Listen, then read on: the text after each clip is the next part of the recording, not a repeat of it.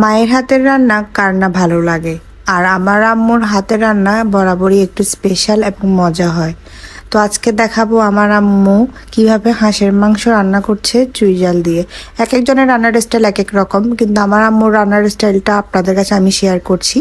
এখানে আম্মু হাঁসের মাংস নিয়ে নিয়েছে, তার ভিতরে আদা রসুন বাটা দিয়েছে, হলুদ মরিচ দিয়েছে, মশলা দিয়েছে, আপনারা ভিডিও দেখতেই পাচ্ছেন কয় চামচ করে দিয়েছে। লবণটা দিয়ে দিল আন্দাজ মতে, পরে আবার টেস্ট করে দেওয়া যাবে। আম্মু তেল দিল, পেঁয়াজ কাঁচামরিচ টমেটো সব কিছু দিয়ে মাখিয়ে আম্মু চুলাতে বসিয়ে দিবে। এর ভিতরে দিয়ে দিল গরম গরম মশলাগুলো, এখানে এলাচ তেজপাতা দারচিনি সব কিছুই দিয়ে আম্মু ভালো করে মাখিয়ে নিল। যত ভালো মাখাবেন এর ভিতরের মশলাটা ভালো করে মিক্স হলে ততই মজা হবে। তারপর আম্মু চুলাতে ঢাকনা দিয়ে বসিয়ে দিল। এই দেখুন কষানোর হয়ে গেছে, এখানে মাংস থেকে পানি বের হয়ে গেছে। আর এদিকে আমি চুই ঝালগুলো কেটে নিচ্ছি ভালো করে, যেহেতু ফার্স্ট টাইম আমরা রান্না করব চুই ঝাল দিয়ে। আমরা খেয়েছি চুই ঝালের মাংস, বাট নিজের ঘরে কখনো ট্রাই করা হয়নি।